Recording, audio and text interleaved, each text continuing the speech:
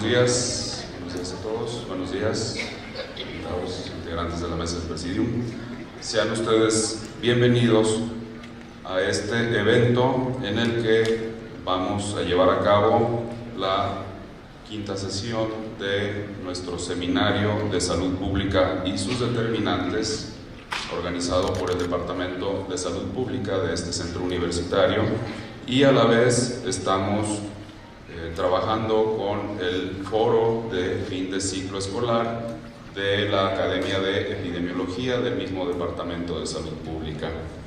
En esta ocasión, nuestro seminario de salud pública y sus determinantes, este ciclo escolar se hizo en honor del doctor Miguel Roberto Kumasawa Ichikawa, y la temática general del seminario es garantía y mejoramiento de la calidad de los servicios de salud individuales y colectivos. Como les comento, tenemos esta sesión en la que juntamos los dos eventos, y para la conferencia del día de hoy quisiera, en primer lugar, presentarles a ustedes a los integrantes de la mesa del Presidium. En primer lugar, contamos con nuestro conferencista invitado, el doctor Alfonso Petersen Fara, quien es el secretario de Salud del Estado de Jalisco. Bienvenido, doctor. Y muchas gracias por atender a esta invitación. Gracias. En segundo lugar, permítanme presentar a ustedes al doctor Rogelio Zambrano Guzmán, secretario académico de este centro universitario, y quien nos acompaña en representación del doctor Jaime Andrade Villanueva, rector del Centro Universitario de Ciencias de la Salud.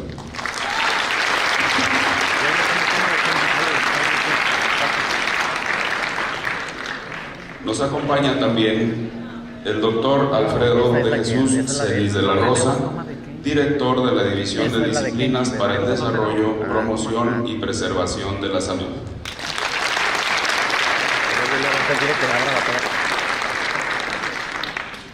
También está con nosotros el doctor Ezequiel Magallón Gastelum, director del Instituto Regional de Investigación en Salud Pública.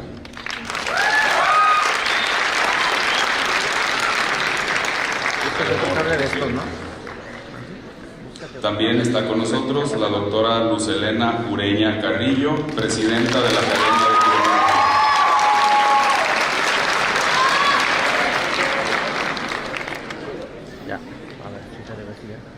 Ella es quien en parte organiza también este evento por parte de la Academia, y el otro organizador del evento o coordinador del seminario es el doctor Noé Alfaro Alfaro.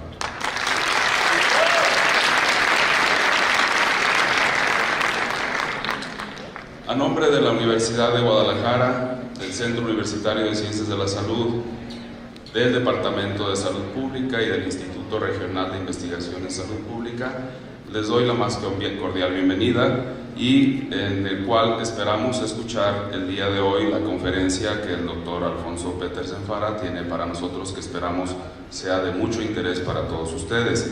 A continuación cedo la palabra al doctor Rogelio Zambrano Guzmán, quien dará unas palabras de bienvenida y nos hará la lectura de la reseña curricular de nuestro invitado del día de hoy.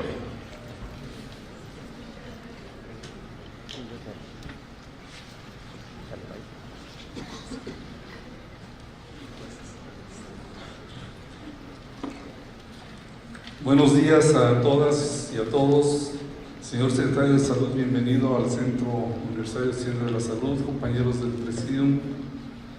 Es para mí un honor representar al doctor Jaime Andrade Villanueva en este evento. Soy portador de un saludo para todos y de una disculpa por no estar presente en esta sesión con la que se concluye el seminario de este semestre, pero hubo algunas cuestiones de agenda. Fue citado al Consejo de Rectores del último momento ayer, y bueno, me pidió que lo representara, lo cual lo hago con mucho gusto.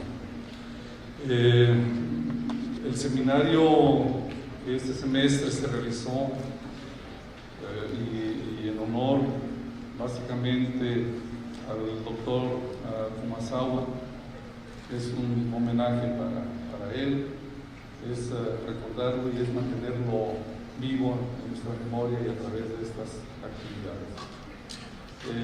Estos seminarios contribuyen enormemente a la formación de los estudiantes de manera extracurricular, y los temas que se tratan son algunos que también tratan algunos de los programas tanto de pregrado como de posgrado, pero que hay la oportunidad luego de profundizar en ellos. Esa es la intención de esos seminarios que ha venido realizando ya desde hace algún tiempo el Departamento de Salud Pública. Me toca presentar al doctor Alfonso Petersen. Lo primero que yo podría decirle del doctor Alfonso Petersen es que es una persona muy modesta, solo mandó algunos puntos de sus actos curriculares, y son los que voy a leer. Él es médico especialista en medicina interna por la Universidad Nacional Autónoma de México. Se ha certificado y recertificado en el Consejo Mexicano de Medicina Interna, que es su especialidad obviamente, y tomó un diplomado en Administración Pública en el Tecnológico de Monterrey. Ha desempeñado algunos cargos en la Administración Pública. Fue regidor coordinador de la fracción edilicia del Partido de Acción Nacional en el Gobierno Municipal de Guadalajara del 1 de octubre de 2015 al 23 de octubre del año pasado, secretario técnico del Consejo Nacional de Salud, adscrito a la Secretaría de Salud del Gobierno de la República de febrero de 2012 a noviembre de 2014. Es integrante del Patronato Nacional del Centro de Integración Juvenil, presidente municipal de Guadalajara de enero de 2017 a septiembre de 2009, secretario de Salud en el Estado de Jalisco de octubre de 2009 a diciembre de 2011, y fue secretario de Salud también en marzo de 2001 a noviembre de 2005, presidente honorario de la Junta de Gobierno del Instituto Jalisciense de Asistencia Social de abril de 1999 a marzo de 2001, director general de Regiones Sanitarias y Hospitales de la Secretaría de Salud en Jalisco de 1999 al 2000, director de Regiones Sanitarias de la Secretaría de Salud de 1997 a 1999, jefe del Departamento de Atención Integral a la Salud de la Secretaría de Salud de 1995 a 1997. Son algunos de los pocos datos, pues uno es mucho más amplio, pero él pidió que esto es lo que se mencionara, y como todos sabemos, actualmente es secretario de Salud del Estado de Jalisco. La conferencia que va a presentar, que es la conferencia con la que se clausura el seminario, se llama Políticas, Liderazgo y Gestión en materia de salud pública. Escuchemos con atención y nuevamente muchas gracias y muy agradecido, doctor, por compartir esta temática con nosotros. Muy bien.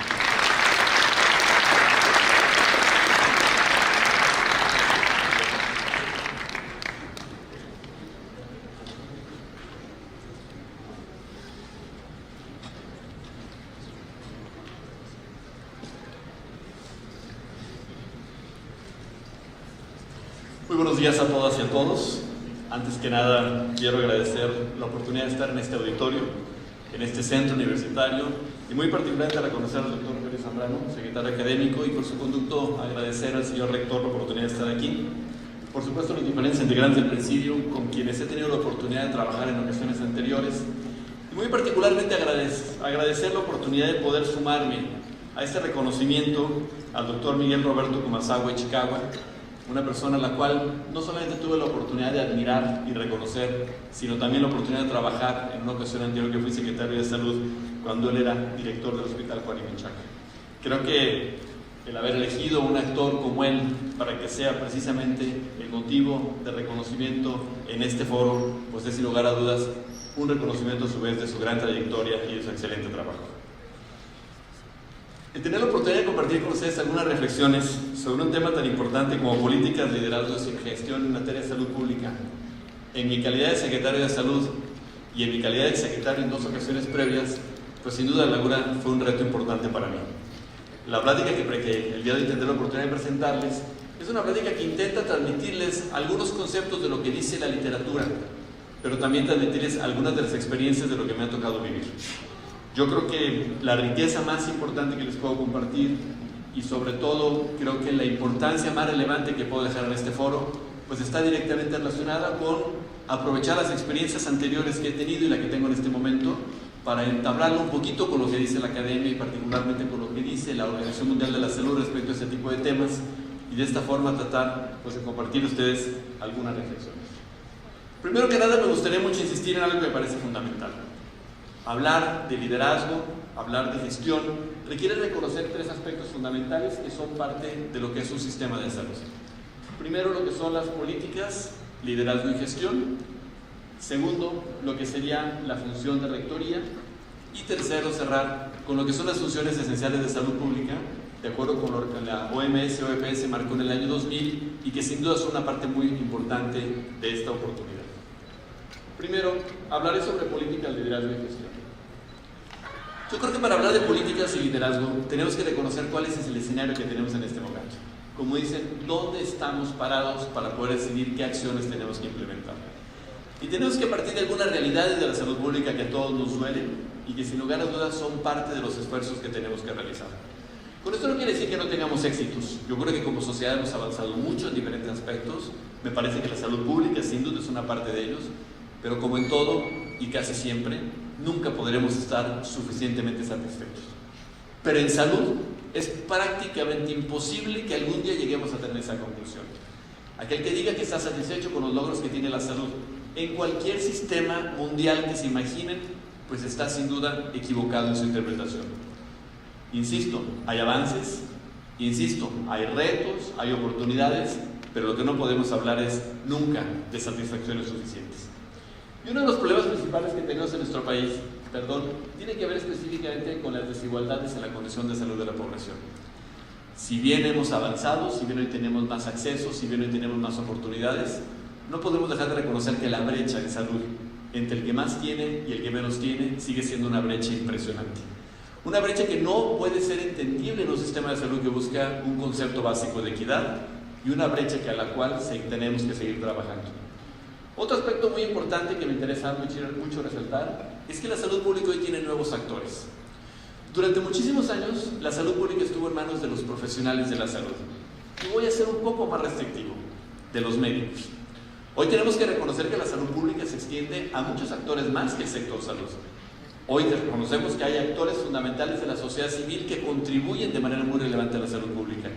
Hoy vemos que hay otras dependencias que su trabajo impacta directamente en salud pública. Tomaré en este momento un ejemplo. Lo que la Secretaría de Medio Ambiente tiene que realizar para el control de las emisiones de los automóviles y el impacto que estas emisiones tienen en la salud pública de las personas. Es un aspecto que no está directamente relacionado con las decisiones de las políticas en salud, pero que sin duda tiene que ver con políticas sanitarias, aunque emanen de una dependencia diferente. Y bueno, hay que decirlo con toda claridad. Hoy la gran preocupación que existe en el contexto de la salud pública en las zonas metropolitanas es la contaminación ambiental, característicamente asociada con los efectos también del cambio climático, directamente relacionado con los sistemas de movilidad que tenemos en ciudades como Guadalajara. Un aspecto importantísimo es la evolución epidemiológica de las enfermedades. No podemos dejar de reconocer el cambio epidemiológico que estamos viviendo, no solamente en el contexto de la mortalidad, sino también en el contexto de la enfermedad y sus factores de riesgo. Por supuesto, el impacto que esto tiene en la salud futura de las personas y las acciones que tenemos que implementar como sistema de salud. Uno, para la mitigación y dos, para la atención futura. Pongo un ejemplo sobre la mesa que todos tenemos muy claro, que es el de la obesidad.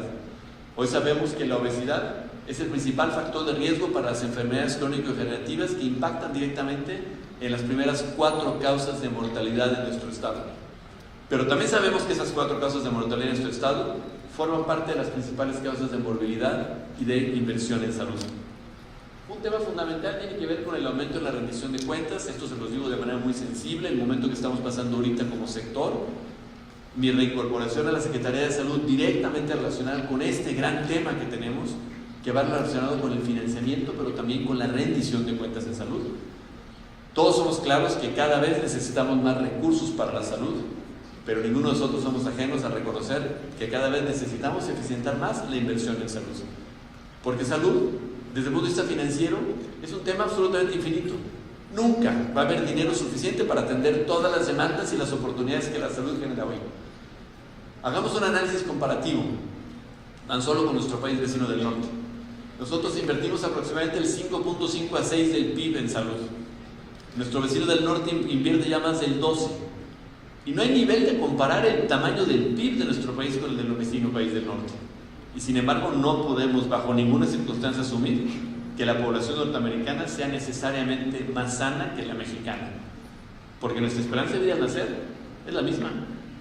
Porque los problemas epidemiológicos se presentan en ambos países. E incluso, en algunas ocasiones, de manera mucho más prevalente en el país del norte. Hoy, por ejemplo, hablando de sarampión, en Estados Unidos ha habido rebrotes de sarampión, en México no los hemos tenido. Consecuencia, sin duda, de la manera como hemos aplicado los recursos, particularmente en la aplicación específicamente de las vacunas. Otro tema fundamental tiene que ver con el incremento de las expectativas en cuanto al nivel de preparación de los sistemas de salud. No podemos nosotros imaginar que en el momento que estamos viviendo ahora podamos tener un sistema de salud como el que teníamos en los 80s. No lo podemos imaginar por tres razones fundamentales. Primero, porque los retos epidemiológicos son diferentes. Segundo, porque la preparación que tenemos como sociedad es mayor. Pero tercero y sobre todo, porque sabemos que los sistemas de salud han evolucionado. Y esa evolución tiene que estar presente en el nuestro. No podemos, como país, permanecer ajenos a la evolución que han tenido otros sistemas de salud en el contexto internacional. Pero bueno, para poder hablar de esto, primero me gustaría compartir con ustedes algunas definiciones de políticas públicas.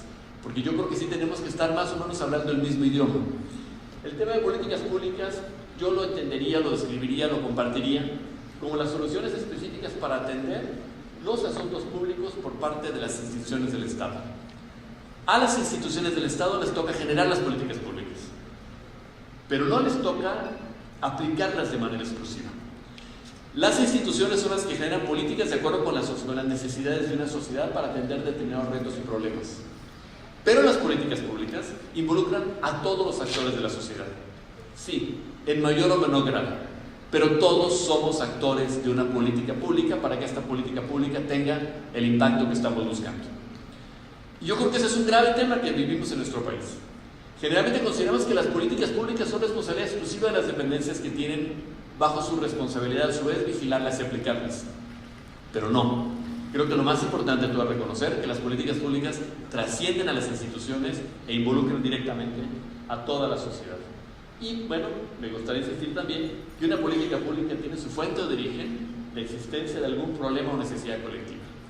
Una política pública que no tiene un diagnóstico específico de la acción que quiere implementar para atender el problema es una política pública que nace muerta.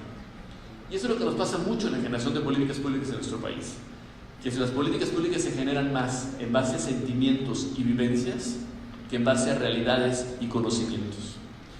¿Cuántas veces no hemos escuchado que alguien quiere implementar una política pública para evitar que las personas se caigan de los árboles porque su nieto se cayó de un árbol?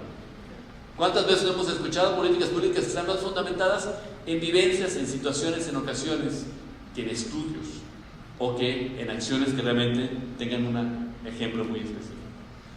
Y bueno, en el caso de salud, pues es importante resaltar que siendo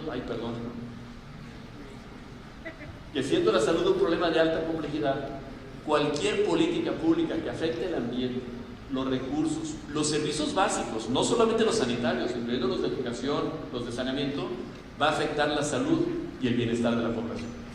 Somos quizá el tema al cual cualquier acción que se haga en el contexto de nuestra sociedad tiene una repercusión directa. Voy a poner un ejemplo aquí: las políticas de transporte, las políticas de movilidad. Una política de movilidad inadecuadamente aplicada, que lleva de la mano riesgos para las personas que son usuarios de ese tipo de servicios, tiene un impacto en la salud. Una política pública implementada con la mejor de las voluntades, pero que no contempla la seguridad de un peatón, tiene una implicación en salud. Una política pública que no va enfocada a la disminución de las emisiones contaminantes de los automóviles y que por lo tanto genera un ambiente inadecuado, tiene un impacto en salud. Una política pública de movilidad que no cuida el cambio climático tiene un impacto en salud. En fin, creo que lo más importante de todo es resaltar que en salud tenemos que estar muy atentos, no solamente a las políticas públicas sanitarias, sino a las políticas públicas en el contexto general de nuestra población, porque ninguna política pública es ajena a su impacto sanitario. Pero un segundo tema muy importante, ahora sí, ya hablando de políticas públicas saludables, es que estas tienen que ser generadas o no en el sector salud, pero que promuevan o impacten de forma directa positivamente en la salud. Hace un momento les daba un ejemplo con la Secretaría de Medio Ambiente y su impacto de control de emisiones y lo que esto representa en salud. Pero así podríamos hablar de muchas otras cosas más. Incluso, hay que decirlo con toda claridad, políticas que pareciera que están completamente alejadas de nuestro sector, como son las políticas financieras. Hablar de liderazgo en salud representa sin duda un aspecto muy importante, porque el liderazgo en salud tiene varios componentes, como vamos a ver durante la presentación, de los cuales, volvemos a lo mismo, todos somos actores. Primero, hay que decir qué entendemos por liderazgo. Hay una palabra que se utiliza mucho ahora que es el empoderamiento. A mí me gusta mucho más utilizar incentivar o motivar. Un liderazgo tiene que estar necesariamente relacionado con la motivación. Una parte muy importante de las decisiones que se tienen que tomar al momento de llevar a cabo este tipo de acciones es que un liderazgo que no motiva podrá tener el mejor de los conocimientos, la mejor de las intenciones, la máxima de las capacidades, pero si no motiva, es un liderazgo que no impacta. Y esa es una parte fundamental que tenemos que reconocer, no solamente en el contexto de la salud, pero también en el contexto de la salud. La salud no puede estar bajo ninguna circunstancia bajo liderazgos restringidos. La salud tiene que tener esa complementariedad que necesariamente va de la mano de la búsqueda de liderazgos que motiven a la gente. Pero cuando hablamos de motivar a la gente, no podemos pensar que solamente se trata de motivar a los trabajadores de la salud. La motivación tiene que estar con todos los diferentes sectores y actores que participan en la salud. Yo les voy a compartir un ejemplo. Cuando tenemos la necesidad de buscar un liderazgo para dirigir una región sanitaria o una jurisdicción, como lo conocemos comúnmente en el sistema de salud, necesitamos pensar en muchísimos aspectos. Sí, claro, el bagaje de la preparación profesional del actor es fundamental. El conocimiento del sector es indispensable. La forma en cómo interactúa con los demás es una característica básica. Pero la manera como un liderazgo en salud se coordina con el resto de los liderazgos que están en las diferentes dependencias, instituciones y sociedad civil que impacta en salud, también es fundamental. Un liderazgo en sanitario tiene que ser un liderazgo integral, un liderazgo incluyente, pero sobre todo un liderazgo que sea realmente un ejemplo.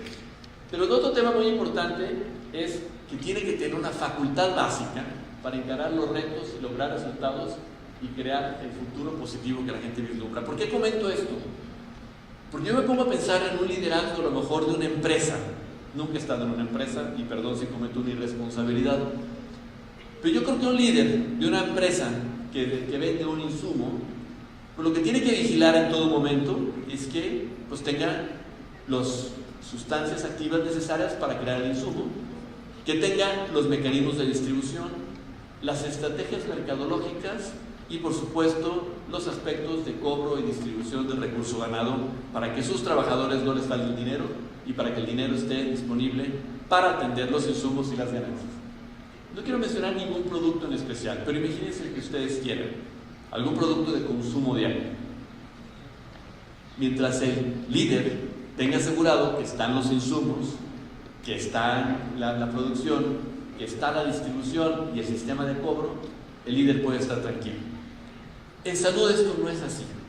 En salud los cambios epidemiológicos y las necesidades de la gente, que son tan diferentes y tan dispersas, hacen el reto, desde mi punto de vista, porque reitero, nunca he estado en el sector cuidado, mucho más complicado. Porque al final de cuentas, una persona que consume un insumo, si el insumo no le gusta, no lo va a consumir. La chamba del líder es motivar el consumo de ese insumo. En salud esto no es así, porque las expectativas, las necesidades, el comportamiento epidemiológico son tan variables que entonces se vuelve mucho más complicado. Es por eso que a mí me gustaría resumir lo que sería el liderazgo en un sector salud en 3 temas importantes. Primero, el líder en salud sí tiene que fijar el rumbo, porque son tantos los rumbos que tiene la salud que el líder en salud tiene que identificar cuál es el rumbo al cual tiene que atender de manera prioritaria y de esta manera poder buscar la forma de canalizar los recursos y los servicios. Les voy a poner un ejemplo. Podemos tener un líder en salud que tenga una muy clara visión en mejorar la calidad de los servicios. Podemos tener un líder en salud que tenga una muy clara visión en lograr la gestión de los recursos. Pero si no atiende una epidemia, el sistema se va para atrás. Entonces, el líder en salud tiene que marcar muy claramente el rumbo e identificar con sensibilidad las diferentes oportunidades que el escenario le está presentando y de esta manera buscar los mejores mecanismos para lograr sus objetivos. A mí me queda absolutamente claro que no puede haber un líder de salud que solamente piense en atender una epidemia y se olvide de todo lo demás. Pero me queda más claro que no puede haber un líder de salud que no atienda una epidemia por atender otros aspectos. De tal manera que sí, el líder tiene que marcar el rumbo. Segundo, tiene que establecer el ritmo. La salud es hoy tan grande y tiene tantos motores en su entorno que es muy fácil pensar que si un líder en salud acelera los motores de la derecha pero no los de la izquierda, estrella el avión de la salud. Es por eso que necesitamos en todo momento tener un equilibrio. Por eso el líder tiene que establecer el rumbo. Y la tercera característica muy importante, tiene que determinar el modo. Tiene que decir cómo y por qué y para qué. Porque el líder en salud no solamente tiene que participar en las diferentes discusiones que tienen que ver con la salud pública, sino que tiene que participar en las diferentes decisiones que van de la mano de la administración pública y de la sociedad en general. Así podríamos pensar entonces cuáles son los aportes del liderazgo en salud. Bueno, primero, el líder en salud, a través de los mecanismos, tiene que lograr un personal más productivo. A final de cuentas, lo que es absolutamente claro es que nunca vamos a tener personal suficiente para atender todas las demandas de salud. Pero lo que sí podemos motivar es que nuestro personal sea más productivo en las acciones que realiza. La otra cosa muy importante es que tiene que ser pacientes satisfechos. O sea, nuestro producto final son, en el caso de la administración de la salud, particularmente relacionada con la atención médica, pacientes satisfechos. Y en el caso de la salud pública, usuarios satisfechos. Yo siempre utilizo un término cuando platico con mis colaboradores que me parece muy importante analizar. Cuando nadie habla de salud, es que vamos bien. Porque la salud es un insumo que todos damos por hecho. Porque al final de cuentas todos somos la mayor parte de nuestra vida saludables. Luego entonces es un hecho para nosotros que tenemos que ser saludables y luego entonces no pensamos en la salud mientras estamos bien. Yo les pongo un ejemplo de que cuando llevamos a cabo las Semanas Nacionales de Salud, hay ocasiones que tocamos la puerta de las casas para llevarle las vacunas a los niños y nos abren a regañadientes. Sin embargo, no hay ocasión en que alguien que se enferme vaya, toque la puerta de un centro de salud que esté cerrado y no nos miente la mano. Esto es muy importante reconocerlo. Valoramos más la atención que se nos da por la enfermedad que la protección que se nos da para evitar la enfermedad. En ese contexto sí necesitamos reconocer en la parte operativa del sistema de salud, en la visión de la atención de la enfermedad, tener pacientes satisfechos. Pero en la parte de la salud pública, tener ciudadanos satisfechos, ciudadanos sanos. Reitero, el ejemplo que les pongo a mis compañeros, cuando nadie habla de nosotros, es porque vamos bien. El problema es cuando empiezan a hablar de nosotros. El tercer tema es, necesitamos tener mayor responsabilidad, resultados más claros. Creo que esa es una parte muy importante, la necesidad de estar transmitiendo de manera constante a todos los actores de la salud, de tener una mayor responsabilidad. Pero cuando hablo de todos los actores de la ciudad, de la salud, pues no me estoy refiriendo a los trabajadores de la salud, me estoy refiriendo a todos los ciudadanos que queremos tener nuestra salud. Y necesitamos fomentar la responsabilidad en el cuidado de la salud en cada uno de los actores y en cada uno de los integrantes de la sociedad. No podemos bajo ninguna circunstancia seguir pensando que una persona que tiene un factor de riesgo y que no se lo atiende no está actuando de manera irresponsable. Una persona que tiene un factor de riesgo porque es hipertenso tiene que hacer también un esfuerzo por cuidar su salud. Una persona que es un cardiópata también tiene que hacer lo mismo. Un diabético. No podemos pensar bajo ninguna circunstancia en que las personas sigan manteniendo la idea de que las consecuencias de las enfermedades son las ineficiencias del sistema de salud. Por supuesto, la reducción de las pérdidas financieras o a la mejor aplicación de los recursos con transparencia y rendición de cuentas la habilidad para comprender la influencia sobre la cultura de los servicios de salud y, algo fundamental, la mejora en el reclutamiento.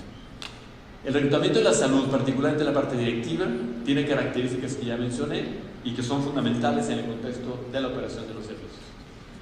De tal manera que aquí pongo una diapositiva. ¿Cuáles son los líderes que buscamos? Pues sí, los líderes que forman nuestra Universidad de Guadalajara. La Universidad de Guadalajara a lo largo del tiempo se ha comprometido con 3 aspectos fundamentales. Primero, con la formación de recursos humanos para la salud de excelencia, algo que hay que decirlo con toda claridad.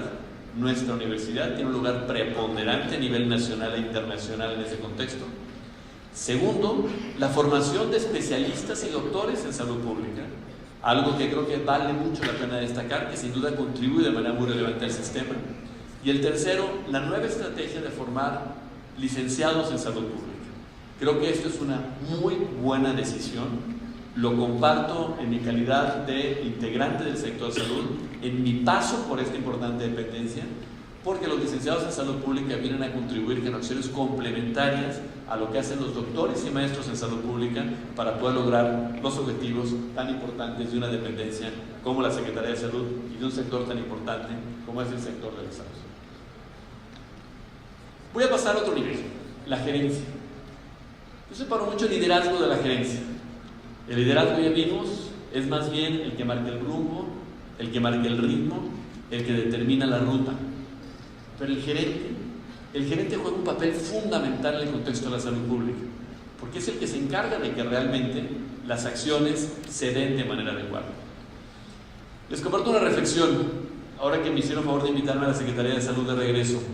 Yo les decía, el problema de la Secretaría de Salud es que en algún momento de la historia se dejó de empatar la capacidad con las necesidades. Si nosotros analizamos las necesidades del sector, ya se los dije anteriormente, son absolutamente infinitas. Todo se puede justificar. Las necesidades de salud para protección contra riesgos sanitarios, las necesidades de salud para la identificación oportuna de las enfermedades, las necesidades de salud para la prevención de las enfermedades, las necesidades para un diagnóstico oportuno y un tratamiento adecuado. En fin, es absolutamente infinito. Lo digo, nunca habrá un presupuesto suficiente porque la ciencia médica avanza tanto que al final de cuentas siempre vamos a tener nuevas y mejores alternativas para tratar nuevas y viejas enfermedades. En los 20 años que tengo de trabajar en la Secretaría de Salud, yo les podría decir que el tratamiento de enfermedades tan comunes como la diabetes, cada vez más, pero ya muy presente hace 20 años, se ha incrementado con las nuevas alternativas terapéuticas en más de 15 veces. Hoy, el tratamiento de la diabetes en un paciente diabético tipo 2 es 15 veces más caro, descontando la inflación, en términos reales, que lo que era hace 20 años. Sin embargo, el presupuesto de la salud, pues con mucha pena se los digo, no ha crecido 15 veces.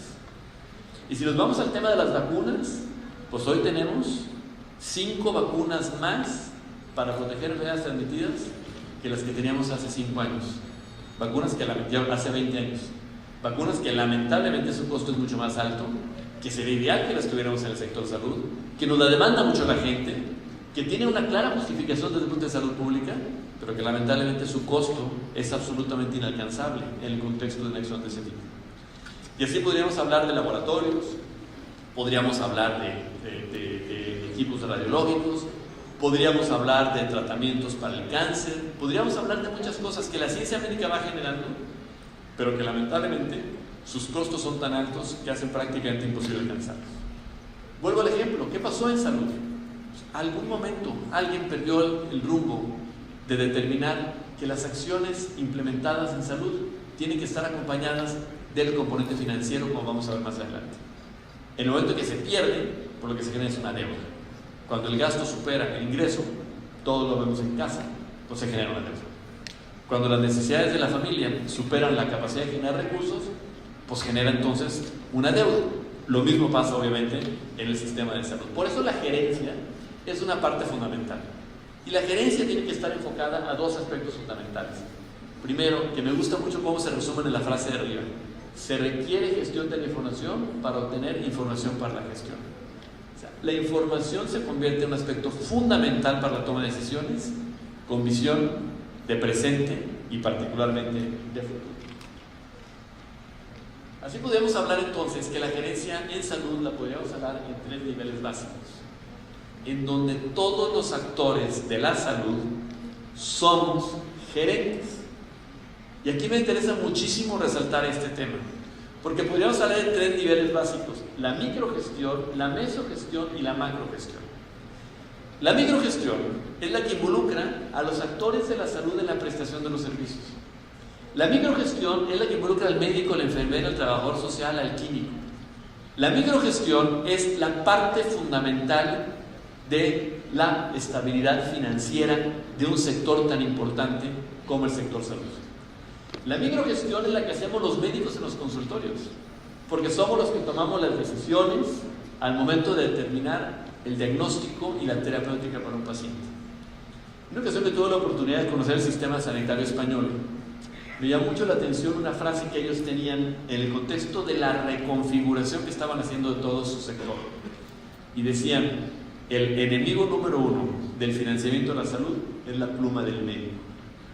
Y realmente esto es absolutamente real.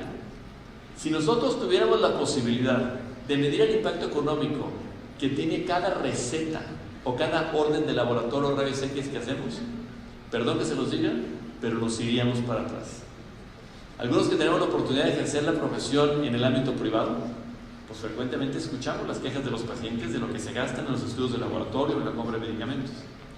Pero los que tenemos la oportunidad de ejercer en el ámbito público, tenemos poco acceso a esa información. Generalmente lo que hacemos es agarramos una receta, le ponemos lo que consideramos que el paciente debe de tomar y los estudios que se deben realizar. De verdad, se irían para atrás el día en que alguien les informe cuánto cuesta surtir esa receta y cuánto cuesta hacer los estudios de laboratorio. Esta es la razón por la cual estamos ahorita insistiendo mucho en un tema que es fundamental, en lo que es la prescripción adecuada de medicamentos y estudios de laboratorio a los pacientes que así lo requieren. Porque conforme vamos avanzando en la salud, los médicos tenemos a la mano mucho más oportunidades de diagnóstico. Y los médicos nos acercamos cada vez más a buscar lo último para poder establecer los diagnósticos que tenemos en mente. Pero esto es un enemigo terrible del sistema de salud desde el punto de vista de la parte financiera. Otra parte muy importante tiene que ver con la mesogestión. Aquí es donde entran, sin duda, instituciones como las universidades, como los ayuntamientos, como los diferentes niveles de gobierno, para poder encontrar mecanismos que nos permitan proteger la salud de la población y buscar en lo posible evitar riesgos a la salud. Pondré 2 ejemplos muy sencillos. En el tema de la prevención de las enfermedades característicamente asociadas con problemas gastrointestinales, donde como sociedad hemos tenido un impacto muy relevante, tanto en la disminución de la mortalidad como en la disminución de su prevalencia, pues algo que no podemos dejar de reconocer es que le debemos una parte fundamental al trabajo de los presidentes municipales que le ofrecen agua potable a la población y que tienen un sistema adecuado de eliminación de excretas. Si siguiéramos viviendo en una sociedad donde las excretas circulaban por las calles o por los ríos como arroyos, pues prácticamente sería imposible pensar que tuviéramos los éxitos que hoy tenemos. Si tuviéramos una sociedad que siguiera tomando agua de los ríos y que no tuviera un sistema de abastecimiento de agua potable adecuadamente clorada, pues seguiríamos teniendo un serio problema relacionado con las enfermedades infectocontagiosas, particularmente gastrointestinales. De tal forma que sí tenemos que reconocer que la interdisciplinaridad de la salud requiere necesariamente una mesogestión adecuada. Y por último está la macrogestión, la gestión que está relacionada con las políticas de salud, que involucra la intervención del Estado, la regulación de los estilos de vida, el medio ambiente. Aquí pondré un ejemplo que fue la declaratoria que hizo el secretario de Salud, José Narro, recientemente respecto a considerar la obesidad como un problema epidemiológico de alto alcance. Algo que para los que saben tenemos la oportunidad de tener información en salud es absolutamente innegable y que sin duda es una preocupación fundamental en el contexto de la salud en este momento. Quisiera ahora compartirles algo que a mí me llamó mucho la atención, que leí precisamente en Management Science of Health, de lo que es específicamente la opinión de un director médico de un hospital. Y me voy a permitir leérselas textuales. Dice el director médico: no aprendí nada en términos de liderazgo y gerencia cuando era estudiante de medicina. La capacitación en la facultad se concentraba sobre todo en convertirnos en clínicos para poder responder a la demanda de medicina curativa. Yo me atrevería a decir que ninguno de los que estamos aquí sentados Independientemente de si estamos estudiando, somos médicos. Si estamos estudiando, somos enfermeros. Nos metimos a la carrera pensando en la prevención. La mayor parte de todos nosotros, la imagen del médico, de la enfermera que tenemos es en la atención clínica, en la atención de la enfermedad. Y sí, hay que decirlo con toda claridad, creo que ahora menos, antes mucho más, la ausencia de conocimientos en salud pública, en la currícula de las universidades, era muy alta. Y sí, hay que decirlo siempre, la mayor parte de nosotros, las materias relacionadas con el contexto de la salud pública y la prevención de riesgos, pues las veíamos mucho más, al menos en mi caso, lo digo con toda claridad, como materias de relleno. La mayor parte de nosotros lo que nos interesaba es cómo voy a curar a un paciente. La mayor parte de nosotros, como ejemplo de médicos exitosos, tenemos aquellos que hacen las grandes cirugías, que logran los grandes impactos en curación, que le regresan la mano a un paciente amputado, que le regresan la vida a un paciente que estaba muriendo por cáncer. Y eso es algo que tenemos que reconocer, pero también es algo que tenemos que cambiar. La frase que explica este director, a mí, me hace toda la congruencia. Segundo, los estudiantes de medicina requieren de conocimientos estructurados sobre gerencia y liderazgo, así como experiencia práctica. Esta parte es muy importante. Ya lo vimos. Todos somos gerentes en salud. Ya vimos la microgestión, ya vimos la mesogestión y ya vimos la macrogestión. A lo mejor todos no tenemos la oportunidad de hacer la micro, la macro, la meso, pero todos intervenimos de alguna manera en la gestión de los servicios de salud. Y por último, debe comprender cómo opera un sistema de salud, cómo se administran los servicios y cómo se administra un centro médico. Hace unos momentos les hago un ejemplo. Todos debemos de conocer cómo opera la salud. Todos debemos de conocer cómo se financia la salud. Y todos debemos de conocer cómo cuesta la salud. Porque de esa manera vamos a ser mucho más conscientes al momento de la prescripción y vamos a tener mucho más impacto en los resultados que estamos buscando con la inversión que estamos realizando. Tanto si la inversión es pública como si la inversión es privada. A nadie le sobra el dinero, a pesar de que hay gente que tenga mucho. A nadie le gusta gastar en salud, hay que decirlo con toda claridad. Es como los coches, como nuestro primer coche. Todos pensábamos en que el coche se viera más bonito a que funcionara bien. La mayor parte de la gente está más dispuesta a invertir en verse más bonita a sentirse bien.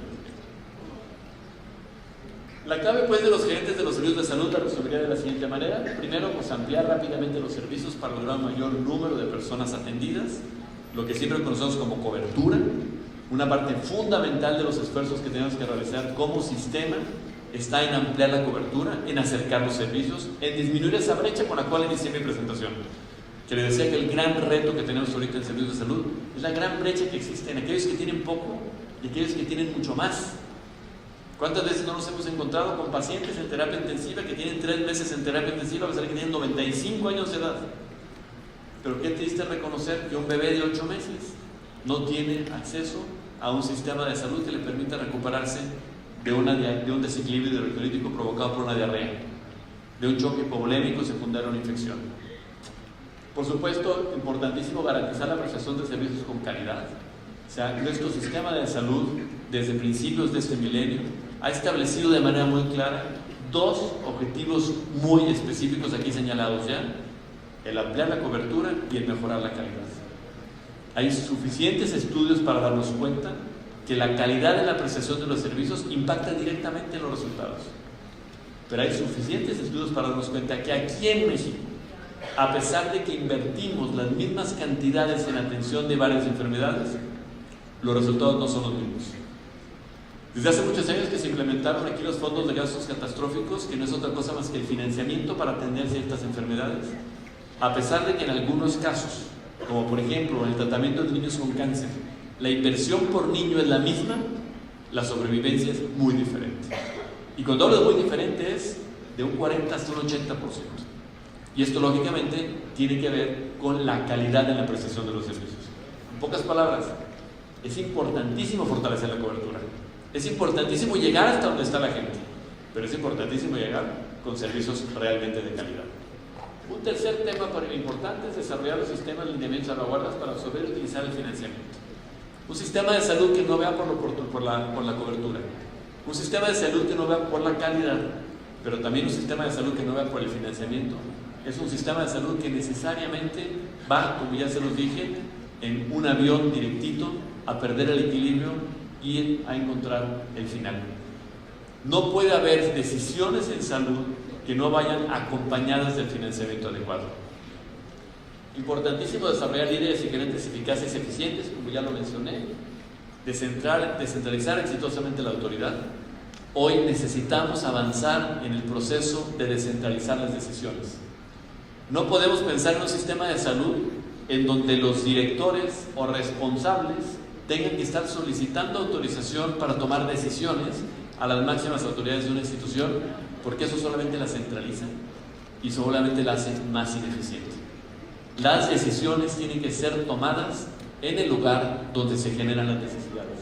Y bueno, por supuesto, sobre que lo diga, necesitamos encarar de manera directa la corrupción y buscar el uso eficiente de los recursos y, por supuesto, informado.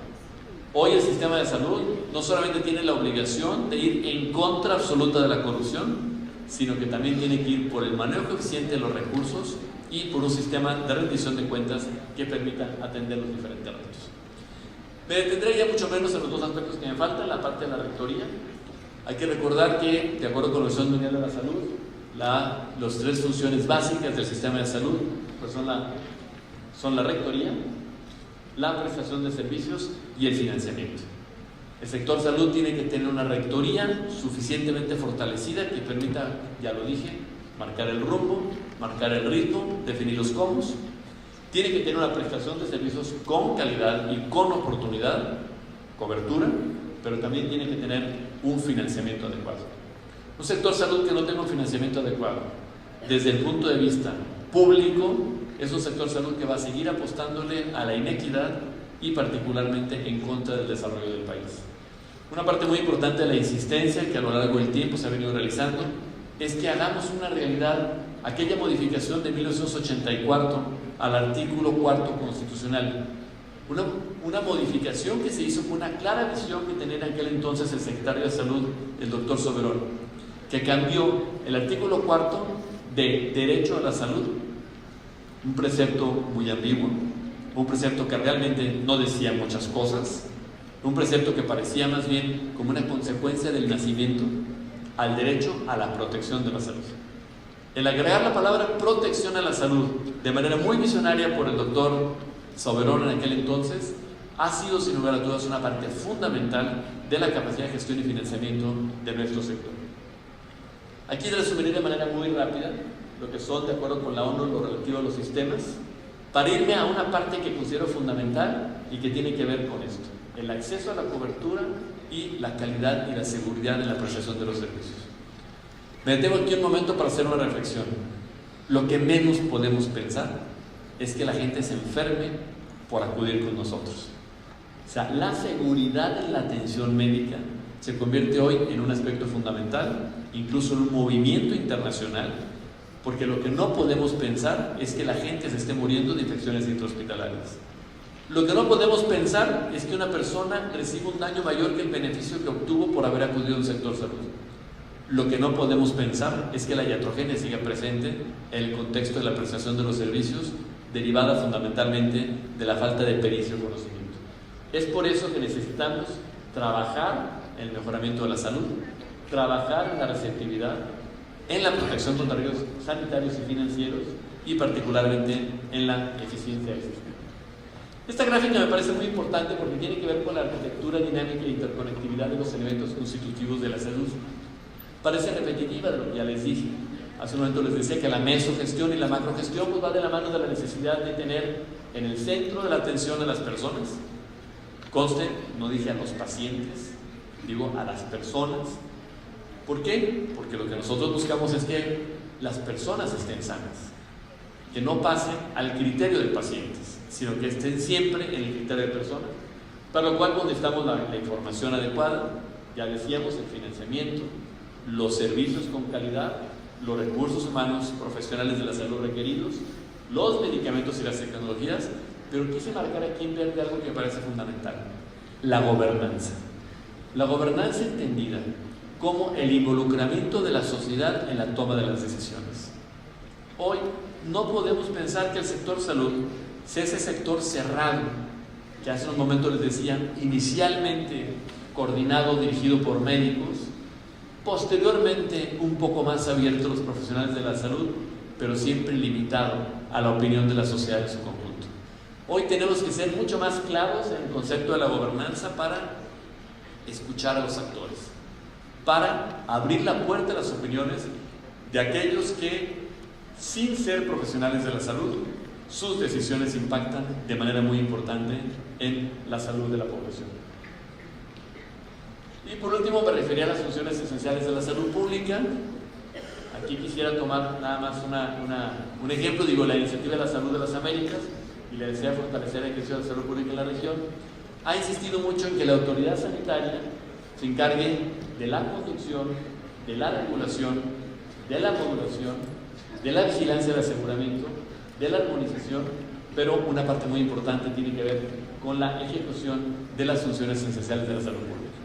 Las funciones esenciales de la salud pública se convierten, de acuerdo con la OMS y OPS, en el documento del año 2000, en parte muy importante precisamente de la salud. Y quisiera solamente detenerme un poquito en esto, porque creo que vale mucho la pena tratar de identificar qué es lo que la OMS marca como funciones esenciales de la salud pública. Bueno, en ese contexto fundamental va del concepto de lo que se basa es en la acción colectiva del Estado y la sociedad civil. Reitero, gobernanza. Segundo, la noción que va más allá de las intervenciones forestales y comunitarias e incluye el asegurar la atención a la salud. Tercero, que no se refiere a la salud pública como una disciplina académica. Esto es muy, muy importante, sino que lo refiere ya como una práctica social e interdisciplinaria. Hace un momento les comentaba, no podemos conformarnos solamente con estar formando profesionales de la salud pública. Sin duda son indispensables, sin duda son el ingrediente básico del sector. Necesitamos dar un paso más allá para generar una clara conciencia de salud pública en la población, para llevar a cabo acciones interdisciplinarias, para lograr aquellos actores que, sin ser del sector salud, sus decisiones impactan de manera positiva o negativa en la salud de la población. Y bueno, por último, destacar que la salud pública no es sinónimo de responsabilidad del Estado en materia de salud, ya que su quehacer va mucho más allá de las tareas del Estado y no abarca todo el Estado que hacer en materia de salud. O sea, la salud pública no puede ser entendida como la Secretaría de Salud. La salud pública no puede ser reducida a la gestión de los servicios de salud. Tiene que ser extendida al concepto de la sociedad en su conjunto. Y bueno, ya nada más de manera enunciativa me referiré a lo que son las funciones esenciales de la salud pública. Penúltima diapositiva para que ya se empiecen a despertar. Primero, pues lo que es el seguimiento, la evaluación y la situación de la salud. La segunda función esencial de la salud pública es la vigilancia de la salud pública, la investigación y el control de riesgos sanitarios. El tercero, la promoción de la salud. El cuarto, la participación de las ciudadanas en la salud. Me voy a brincar el quinto por el momento. El sexto, el fortalecimiento de la capacidad institucional de regulación y fiscalización en materia de salud pública. Por supuesto, el 7, la evaluación y promoción del acceso equitativo a los servicios, cobertura. El 8, el desarrollo de recursos humanos y capacitación. El 9, la garantía y mejoramiento de la calidad de los servicios. El 10, la investigación en salud pública. Y el 11, la reducción del impacto de las emergencias y desastres en salud. Quise dejar reservado el 5, que dice desarrollo de políticas y capacidad institucional de planificación y gestión en materia de salud pública.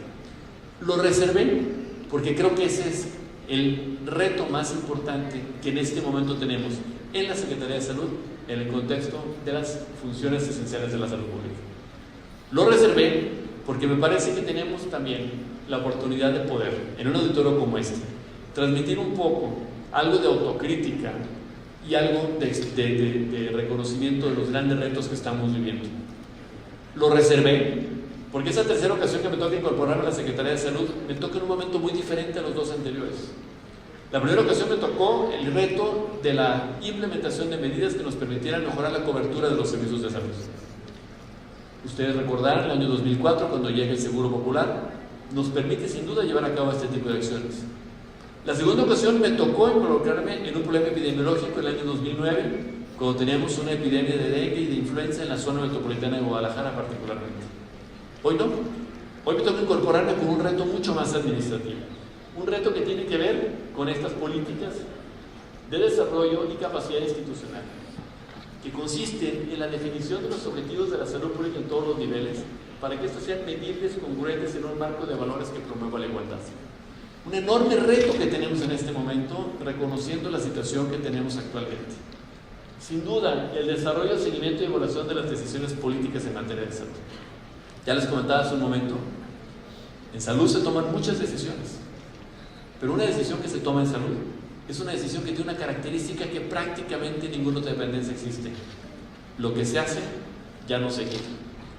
Yo les digo que las acciones en salud son como los logros sindicales. Una vez que la sociedad lo tiene, ya no hay marcha atrás.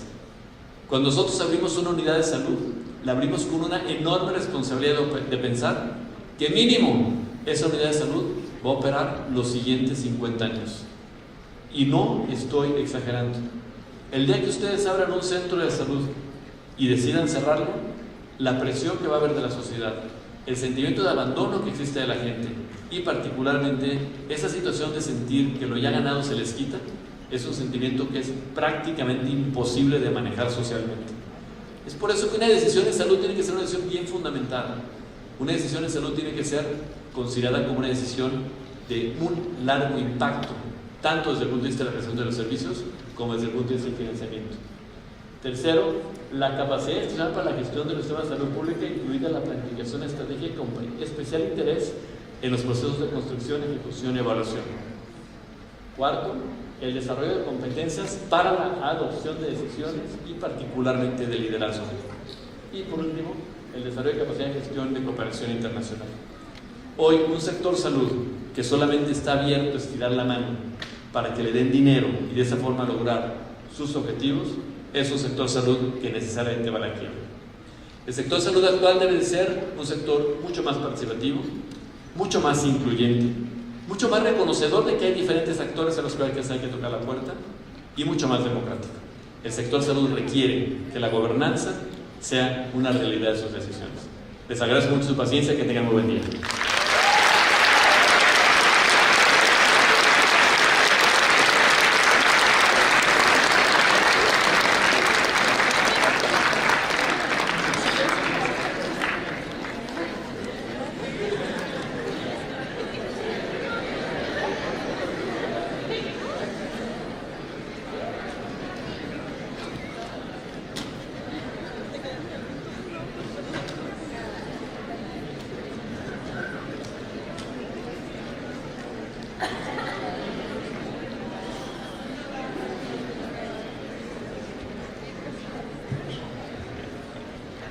Bien, agradecemos realmente la magnífica conferencia que nos acaba de ofrecer el doctor Alfonso Petersen.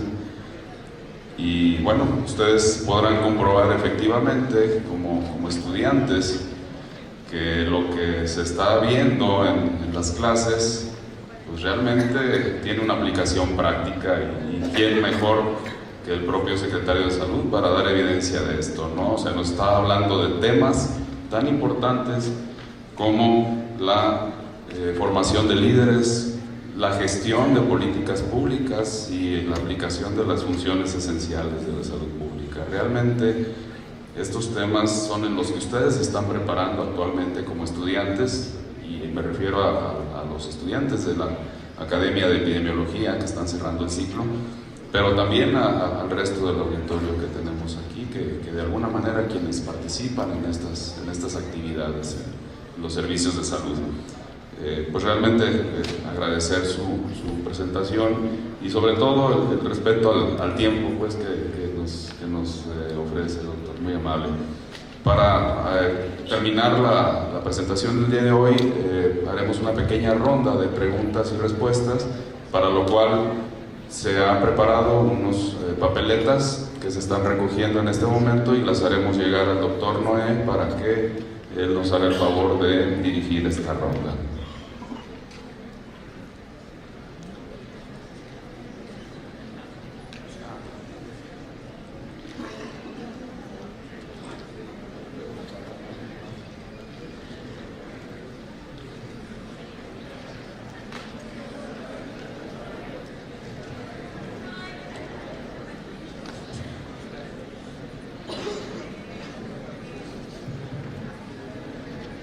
Si le pasan al doctor Noé, por favor, las papeletas.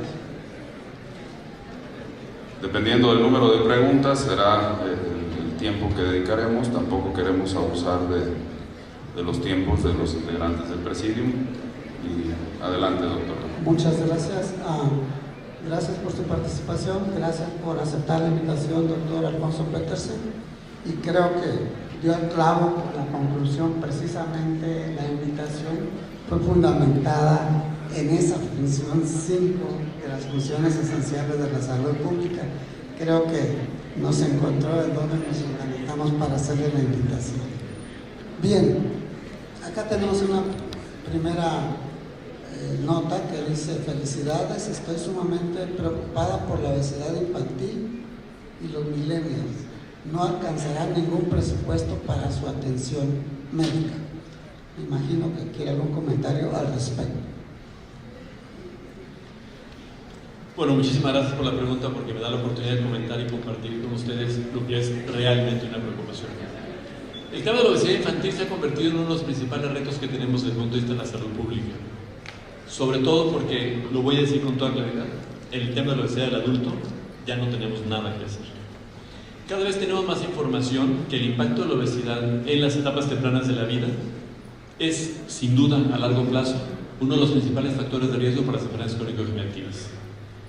En el adulto, aun cuando ya el adulto se hace obeso, cuando ya está obeso, a pesar de los grandes esfuerzos que se hagan, ya es prácticamente imposible disminuir los factores de riesgo que afectaron a su salud como consecuencia de su obesidad previa.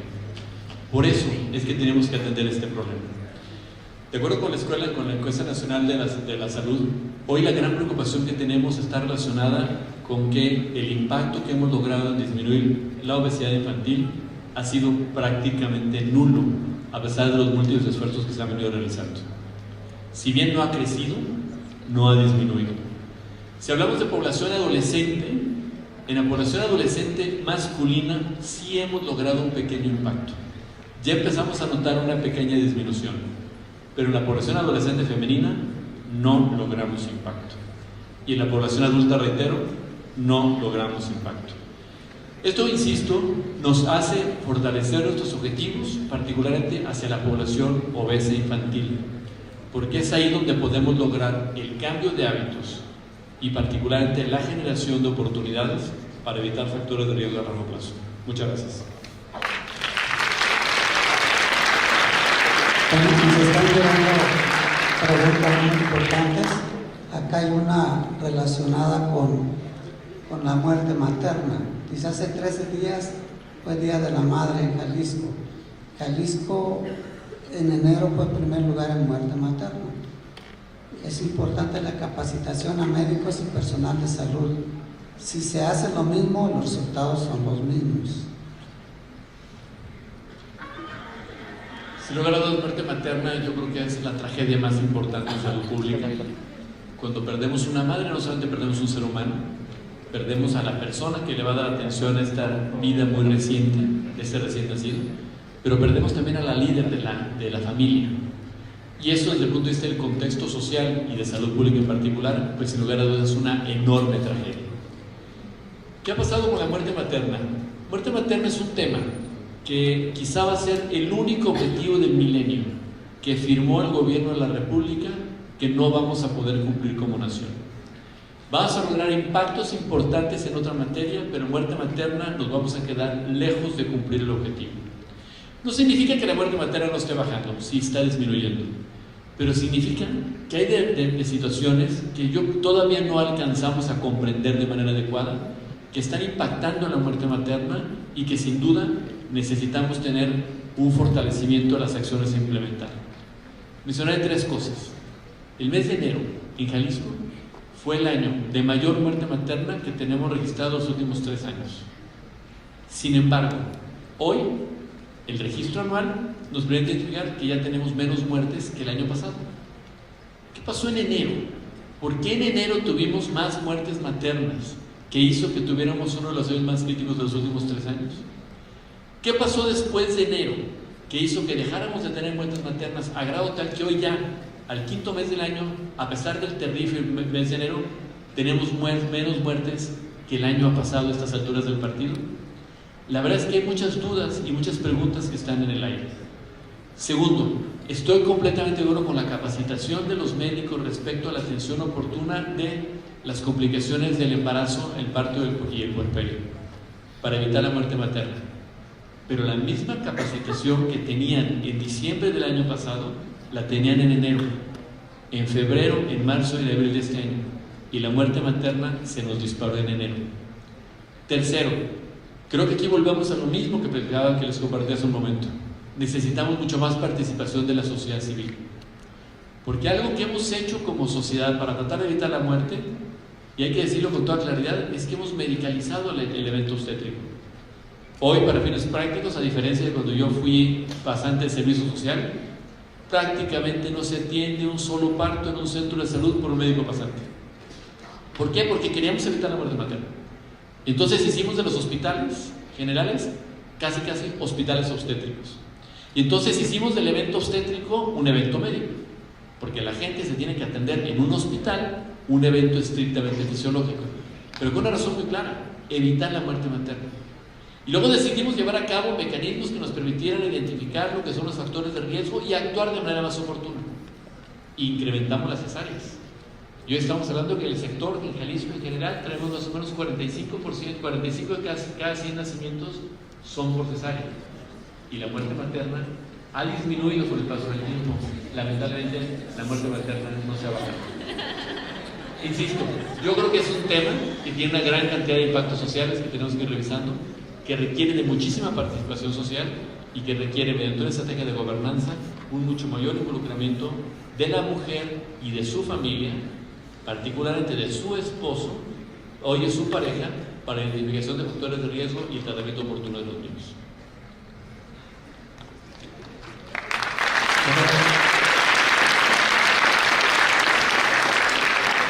Su mensaje, doctor, ha sido recibido. Aquí hay representantes de la sociedad civil para que luego me imagino que van a llegar a decir queremos colaborar. Hay varias preguntas más, vamos a ver cuántas podemos sacar. Aquí dice, ¿qué existe en cuestión de política, liderazgo y gestión hacia el envejecimiento y la vejez? Bueno, existe por un lado un reconocimiento muy claro de que es el principal reto que tenemos en el futuro cercano. Hoy, si nosotros observamos nuestra epidemia poblacional, pues ya estamos teniendo un incremento importantísimo de personas mayores de 65 años de edad. Segundo, existe sin lugar a dudas un reconocimiento muy claro de que la vejez es una enfermedad característicamente asociada con el mayor impacto de las enfermedades crónico-degenerativas. Tercero, pues existe el conocimiento muy claro respecto a que la vejez es en sí mismo un factor de riesgo para la salud y particularmente para el riesgo de mortalidad. Sin embargo, creo que también es muy importante reconocer que la vejez es un estado natural. Es un estado al cual necesariamente todos vamos caminando, pero aquellos que se van quedando en el camino. Es un estado que necesariamente forma parte de la proyección de vida de una persona. Y es un estado que es quizá lo único que tenemos seguro en la vida, que algún día nos vamos a morir y que seguramente, por la tendencia que tenemos actualmente, nos vamos a morir cada vez más viejos. Pero el reto desde el punto de vista sanitario es un reto mayor, porque no solamente implica el poder llevar a cabo las acciones que fomenten una calidad de vida, un estilo de vida saludable para evitar las enfermedades crónico-degenerativas, o al menos tratar de que se presenten de la manera más tardía posible. No solamente representa un reto desde el punto de vista de la identificación oportuna de factores de riesgo para su atención adecuada. Sabemos muy bien que la identificación oportuna de la hipertensión y su tratamiento adecuado disminuye el riesgo de muerte por infarto. Pero también sabemos muy bien que aún a pesar de todos estos esfuerzos, tenemos muchos esfuerzos no consolidados y tenemos muchos esfuerzos que, a pesar de ser consolidados, no logran evitar ese tipo de enfermedades. Y es por eso que el sistema de salud se tiene que ir preparando. Solo que yo tengo una pequeña diferencia con mucho de lo que se dice. No podemos pensar que los geriatras tendrán que ser atendidos por geriatras solamente. Porque yo estoy absolutamente claro que un cardiólogo sabe mucho más de infarto que un geriatra, y que la mayor parte de los infartos se presentan en adultos mayores. ¿Por qué voy a poner en manos de un geriatra a un infarto si tengo un cardiólogo? Y lo mismo puedo hablar de la neurología, de la neumología, en fin. Lo que tenemos que reconocer es que la edad adulto mayor requiere una visión complementaria, interdisciplinaria de los diferentes actores del sector salud. Y en ese sentido me parece que como sociedad hemos ido avanzando. Hoy tenemos una mayor oportunidad de atención a los adultos mayores, no porque tengamos más geriatras, no porque tengamos ya un hospital geriátrico y en un futuro muy cercano tengamos un segundo, sino porque realmente tenemos una mucho mayor conciencia, información y formación de los profesionales de la salud en la atención del enfermo geriátrico.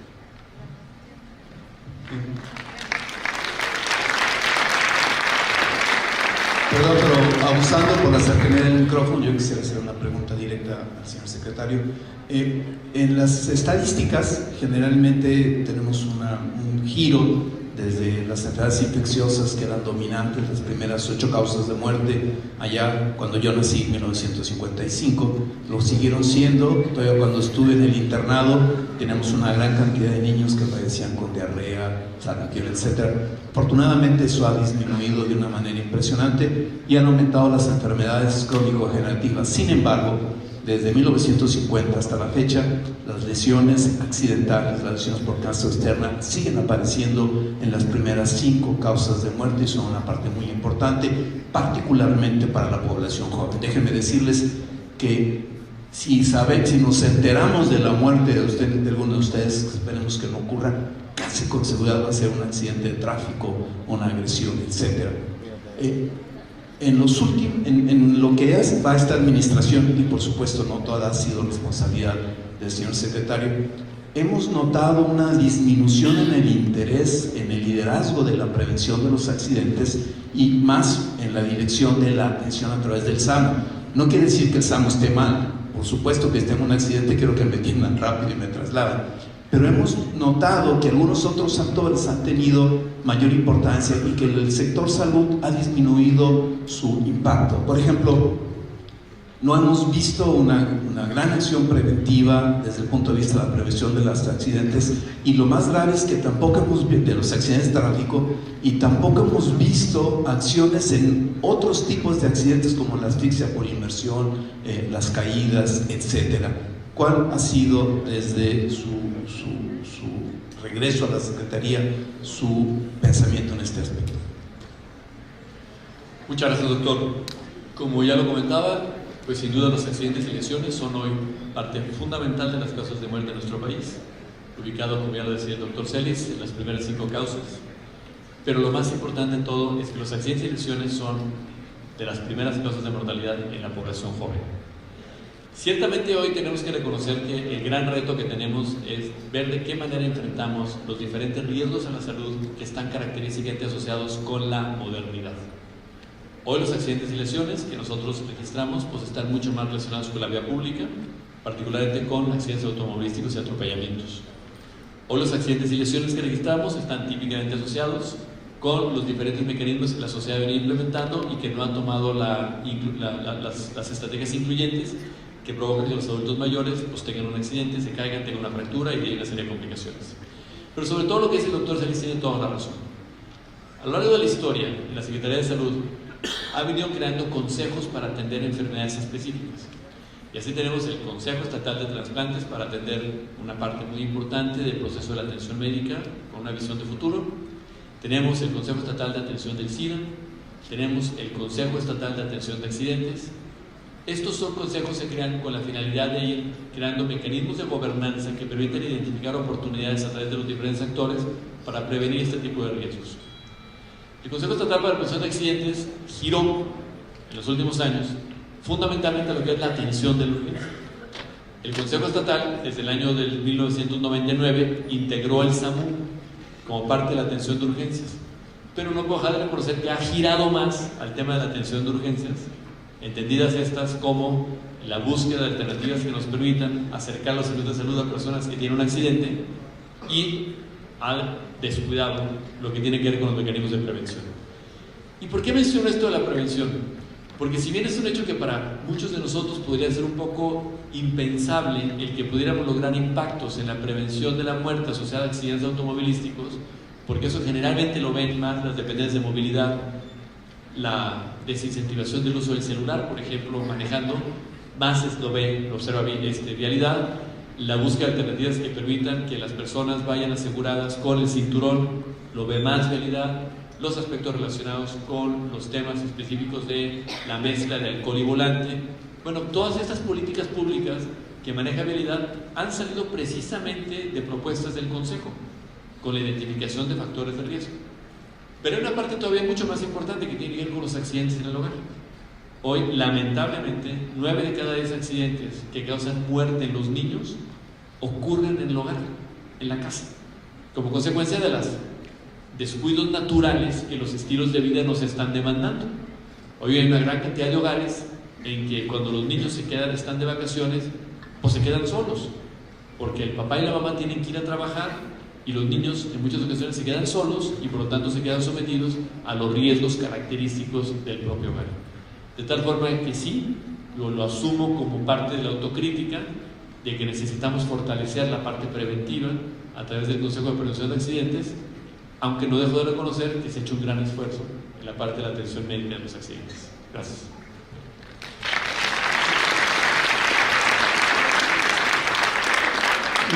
Finalmente, pidiendo una disculpa por las preguntas que no se contestarían por el tiempo del señor secretario, ya me mandaron la indicación de que esta fuese la última.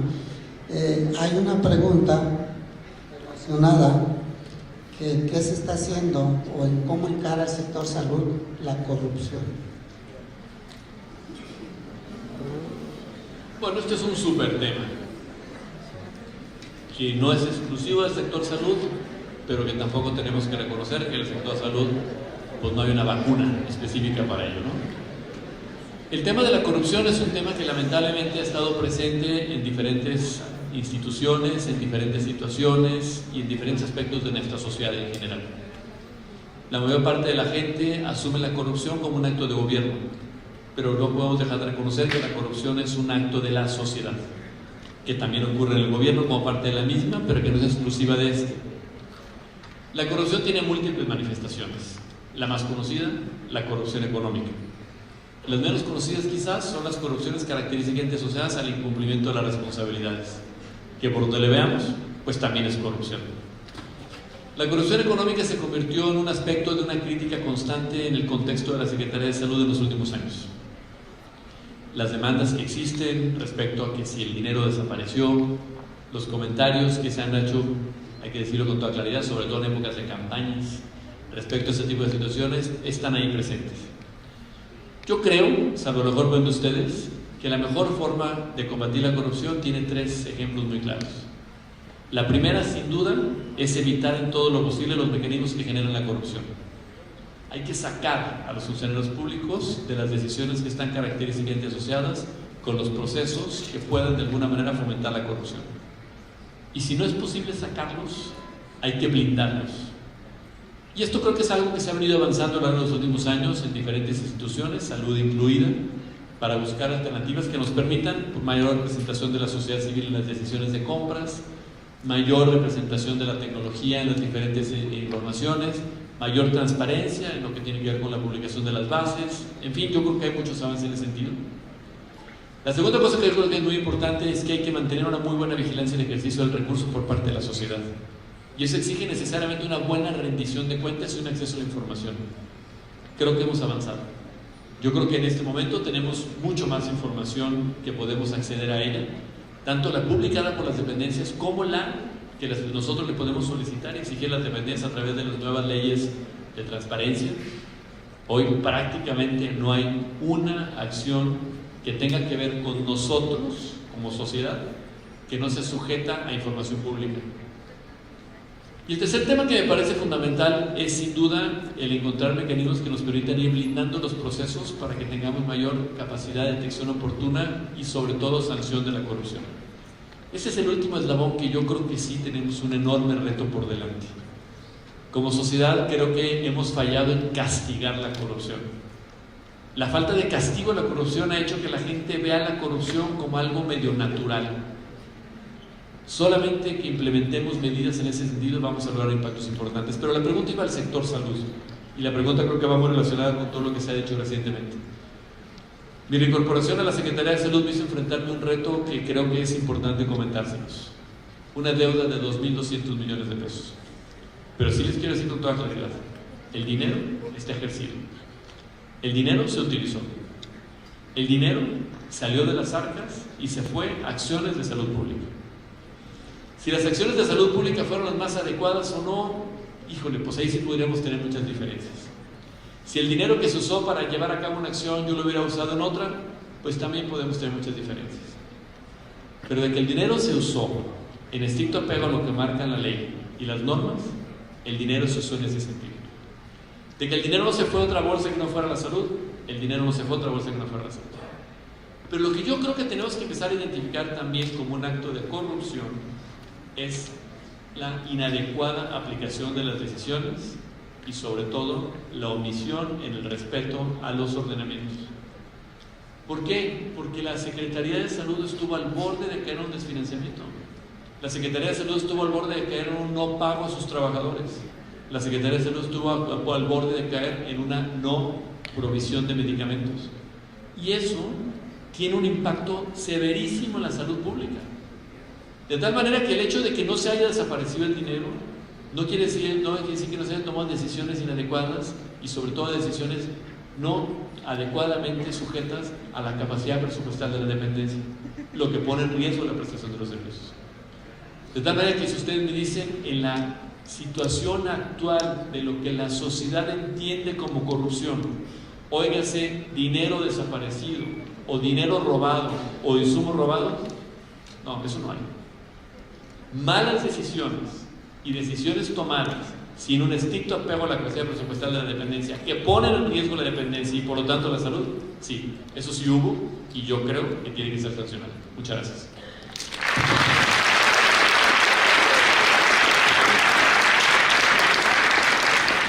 Muchísimas gracias, doctor Alfonso Petersen, por la aceptación a la conferencia y nos quedan claros varios aspectos y también gracias por compartir este tipo de aspectos relacionados con la rectoría y liderazgo y gestión en servicios de salud. A continuación, tenemos la entrega de la constancia de su participación por parte de la Academia de Epidemiología y de la dirección. Yo lo anuncio, doctor, no hay problema.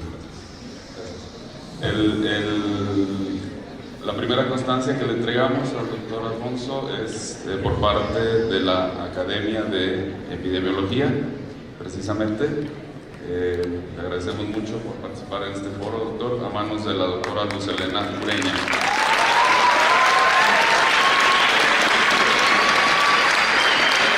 Y la segunda constancia que le entregamos es por parte de los integrantes y coordinadores del Seminario de Determinantes de la Salud del Instituto Regional de Salud Pública, a manos del doctor Ezequiel Alemán. Queremos agradecer encarecidamente al doctor Alfonso Petersen su disposición para atender a esta conferencia, su tiempo para prepararse y para venir a mostrarnos situaciones que realmente están sucediendo y que nos pueden servir en la academia. También comentarles y agradecer a todos los profesores, integrantes de la Academia de Epidemiología y de otras academias, a todos los estudiantes que estuvieron el día de hoy e informarles que esta conferencia estará próximamente en el canal de YouTube del Departamento de Salud Pública para que la puedan consultar nuevamente. Buen día a todos, muchas gracias.